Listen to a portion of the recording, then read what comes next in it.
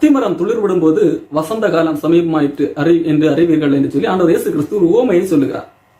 இதனுடைய பொருளாக அநேக கிறிஸ்தவர்கள் விளங்கி கொண்டது என்னவென்றால், அத்திமரம் என்றால் அது இஸ்ரவேலை குறிக்கும், அது துளிர்விடுவது என்றால் இஸ்ரவேலருக்கு சுதந்திரம் கிடைப்பதை குறிக்கும்.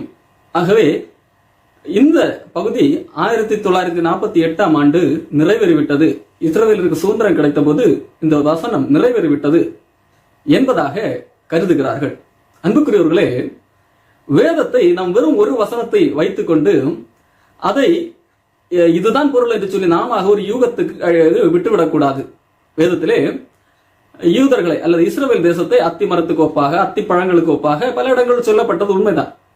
உண்மையில் அவர்களுடைய தேசத்திலே அத்திமரம் இயல்பாக இருப்பதால் ஆண்டவர் இயேசு கிறிஸ்து வாழ்ந்த காலத்திலாகட்டும், அதற்கு முன்பதாக தீர்க்கதரிசிகள் வாழ்ந்த காலத்திலாகட்டும், அத்திமரம், திராட்சை செடி இவைகளை பயன்படுத்தி உவமைகளாக கூறுவார்கள்.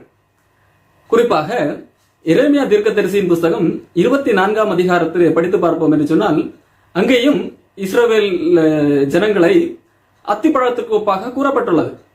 இன்னுமாக ஓசியா 9ஆம் அதிகாரம் 10ஆம் வசனத்திலே பார்ப்போம் என்று சொன்னால், ஒரே வசனத்திலே தானே இஸ்ரவேல் ஜனங்களை திராட்சை செடிக்கும் அத்தி பழத்துக்கும் ஒப்புமையாக கூறப்பட்டுள்ளது. ஆனால் இந்த இடத்திலே மத்தேயு 24ஆம் அதிகாரம் 32ஆம் வசனத்திலே கூறப்பட்டிருக்கிற இந்த அத்தி மரத்திலான உவமை இஸ்ரவேல் ஜனங்களை குறிக்கவில்லை. எப்படி தெரியும்? அந்த வேத பகுதியை நாம் தெளிவாக படித்து பார்த்தால் அது நமக்கு விளங்குகிறது. இன்னும் சொல்ல போனால் மத்தேயு 24ஆம் அதிகாரத்திலே அது அத்திமரம் என்று உள்ளது. ஆனால் இதற்கு ஒப்பான இன்னும் 2 அதிகாரங்கள் நம்மிடத்திலே உள்ளது. அதிலே மார்க் 13ஆம் அதிகாரம் உண்டு, லூக்கா 21ஆம் அதிகாரம் உண்டு. இவைகளையும் ஒப்பிட்டு நாம் படிக்க வேண்டும். மார்க் 13ஆம் அதிகாரத்திலே நாம் படிப்போம் என்று சொன்னால் அங்கேயும் அத்திமரத்தை குறித்து சொல்லப்பட்டிருக்கு. ஆனால் லூக்கா 21ஆம் அதிகாரத்திலே நாம் வருவோம் என்று சொன்னால் அங்கே சொல்லப்பட்டுள்ளது நாம் படிக்கிறேன். பாருங்கள், லூக்கா 21ஆம் அதிகாரம் 29வது வசனம். அன்றியும் அவர்களுக்கு ஒரு உவமையை சொன்னார், அத்திமரத்தையும் மற்றெல்லா மரத்தையும் பாருங்கள். பாருங்கள், ஆண்டவர் இங்கே என்ன சொல்லி இருக்கிறார்? வெறும் அத்திமரத்தை மட்டுமல்ல, அத்திமரத்தையும் மற்றெல்லா மரத்தையும் பாருங்கள். அவைகள் துளிர்க்கிறதை நீங்கள் காணும்போது வசந்த காலம் சமீபமாயிற்று என்று அறியீர்கள். பாருங்கள், அத்திமரம் மட்டுமல்ல, மற்றும் இதர மரங்கள் அவைகள் எல்லாம் பாருங்கள், அவைகள் எல்லாம் துளிர்க்கும் போது உங்களுக்கு என்ன தெரியும்? வசந்த காலம் வந்தது என்று சொல்லி தெரியும் என்று சொல்லி ஆண்டவர் சொல்லுகிறார். அப்படியான பாருங்கள், அங்கே சாதாரணமாக என்ன சொன்னார்கள்?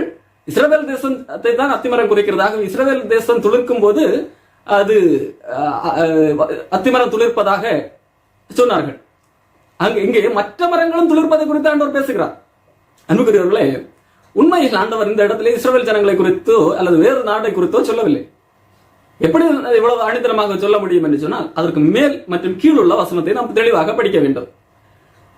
அன்புக்குரியவர்களே, இதே லூக்கா அதிகாரத்திலே 21ஆம் அதிகாரம் முன்பும் பின்பும் வசனத்தை நான் படிக்கிறேன். பாருங்கள், லூக்கா 21ஆம் அதிகாரம் 28லிருந்து படிக்கிறேன். இவைகள் சம்பவிக்க தொடங்கும் போது உங்கள் மீட்பு சமீபமாயிருப்பதால் நீங்கள் நிமிர்ந்து பார்த்து உங்கள் தலைகளை உயர்த்துங்கள் என்றார்.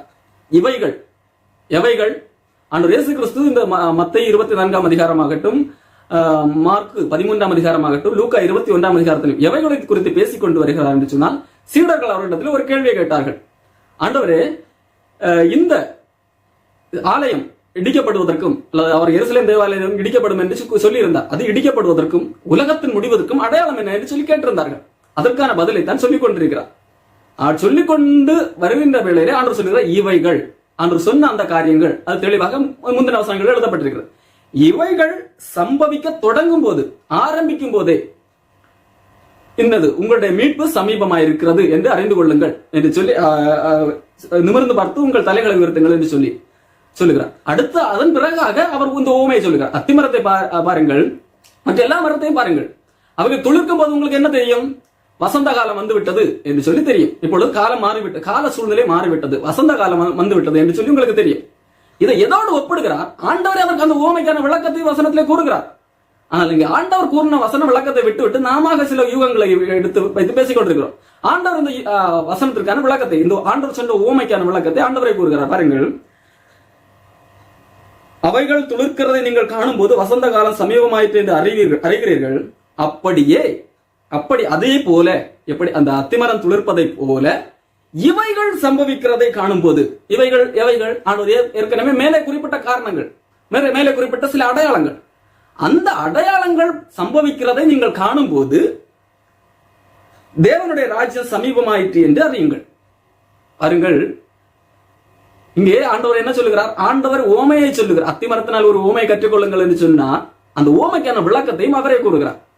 என்ன? அப்படியே இந்த ஓமையை போலவே நான் சொன்ன மேலே உள்ள காரியங்கள் சம்பவிக்க தொடங்கும் போது, அவைகள் நடக்க ஆரம்பிக்கும் போது என்னது?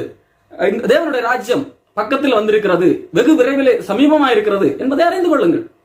பாருங்க, ஆண்டவரே விளக்கத்தையும் கொடுத்திருக்க, நாம் என்ன அந்த விளக்கத்தை விட்டு நாம இல்ல அத்திமரம் என்றால் யூதர்களை குறிக்கும், அது இஸ்ரவேல் தேசம் துளிர்ப்பதை குறிக்கும் என்று சொல்லி நாம வேறு இடத்துக்கு பயணித்து விட்டோம்.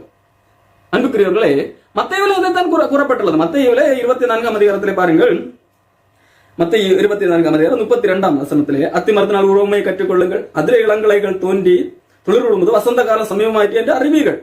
அப்படியே அதை போலவே, அதற்கான விளக்கத்தை பாருங்கள். ஆண்டவர் சொல்கிறார், அதை போல இஸ்ரவேல் தேசம் சுதந்திரம் அடையும் போது நான் பக்கத்திலே வருவேன் என்று சொல்லவில்லை. அதை போல என்ன, மேலே நான் கூறின காரியங்கள் சம்பவிக்கும் போது, மேலே நான் கூறின காரியங்கள் எல்லாம் நீங்கள் காணும் போது, மேலே நான் சொன்ன அந்த அடையாளங்கள் எல்லாம் நடக்கும் போது, அவர் சமீபமாய் வாசலிற்கே, ஆண்டவருடைய வருகை மிக சமீபம் என்பதை அறிந்து கொள்ளுங்கள். அன்புக்குரியவர்களே, இதைத்தான் ஆண்டவர் சொல்லுகிறார். ஆண்டவர் இங்கே என்ன சொல்ல வருகிறார்? ஆண்டவர் இயேசு கிறிஸ்துவிடத்தில் சீடர்கள் அடையாளத்தை கேட்கிறார்கள். உங்களுடைய வருகைக்கும் உலகத்தின் முடிவுக்கும் அடையாளம் என்ன?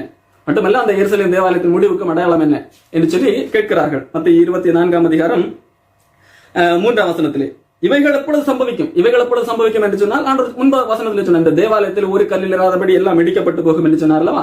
இந்த தேவாலயம், அந்த இடிபட்டு போகிற அந்த காரியம் எப்பொழுது சம்பவிக்கும்? அது ஒரு முதல் கேள்வி. அடுத்ததாக கேட்கிறார், உங்களுடைய வருகைக்கும் உலகத்தின் முடிவுக்கும் அடையாளம் என்ன? இந்த கேள்விகளுக்கான பதிலை தான் ஆண்டவர் சொல்லிக் கொண்டிருக்கிறார். என்ன சொல்லிக் கொண்டிருக்கிறார்? இயேசு முதலாவது சொன்ன காரியம், ஒருவன் உங்களை வஞ்சிக்காதபடிக்கு எச்சரிக்கையாருங்கள் என்று சொல்லிவிட்டு, யுத்தங்களை கேள்விப்படுவீர்கள், யுத்தங்கள் செய்கிறதை கேள்விப்படுவீர்கள், பஞ்சங்கள், பூமி அதிர்ச்சிகள், இவைகள் எல்லாம் கேள்விப்படி உங்களை உபத்திரவப்படுத்துவார்கள், எல்லாருக்கும் முன்பாகவும் பிடித்துக் கொண்டு போவார்கள், அந்த நேரத்தில் பேச வேண்டியது உங்களுக்கு அந்த நேரத்தில் சொல்லப்படும், பயப்படாதீர்கள், இப்படிப்பட்ட காரியங்களை எல்லாம் சொல்லி கொண்டு வருகிறார். அடுத்ததாக கடைசியிலே, உலகத்தின் கடைசியிலே இனி நடக்க போகிற காரியங்களையும் சொல்லி இருக்கிறார். என்ன? அந்நாட்களில் உபத்திரவம் முடிந்தவுடனே சூரியன் அந்தகாரப்படும், சந்திரன் ஒளியை கொடாதிருக்கும், நட்சத்திரங்கள் விழும், அப்பொழுது மனுஷகுமாரனுடைய அடையாளம் வானத்தில் காணப்படும், அப்பொழுது மனுஷகுமாரன் வல்லமையோடு மிகுந்த மகிமையோடும் வானத்தின் மேகங்கள் மேல் வருகிறதை பூமியில் உள்ள சகல கோத்திரத்தார் காண்பார்கள். இப்படிப்பட்ட அநேக அடையாளங்களை எல்லாம் சொல்லிவிட்டு கடைசியாக சொல்லுகிறார், இவைகள் என்றால் என்ன? மேலே அவர் சொன்ன இவ்வளவு நேரம் சொன்ன காரியங்கள், இவைகள் நடக்கும் போது, லூக்காவிலே சொல்லும் போது சம்பவிக்க தொடங்கும் போது, ஆரம்பிக்கும் போது என்றால் என்னது? அவர் சொன்ன முதல் காரியம் என்ன? வஞ்சிக்கப்படாதபடிக்கு எச்சரிக்கையாருங்கள், நானே கிறிஸ்து என்று சொல்லி அநேகர் வருவார்கள், கள்ள கிறிஸ்துக்கள் எழும்புவார்கள். கள்ள கிறிஸ்துக்கள் எப்பொழுது எழும்புவார்கள் என்று சொல்லுகிறார்? அது முதலாம் நூற்றாண்டிலிருந்தே அந்த ஆண்டவர் சொல்லுகிற அந்த கொரோனாலஜி முதல் நூற்றாண்டிலிருந்தே ஆரம்பிக்கிறது. முதல் நூற்றாண்டிலிருந்து சொல்லி எருசலேம் தேவாலயத்தின் அழிவை குறித்து சொல்லுகிறார். அது எருசலேம் சேனைகளால் சொல்லப்படும் அந்த எருசலேம் ஆலயத்தின் அழிவு கிபி 70 நடந்த அந்த அழிவை குறித்தும் பேசுகிறார். அதை தொடர்ந்து பேசிக் கொண்டு வரும்போது உலகத்தின் முடிவையும் பேசுகிறார்.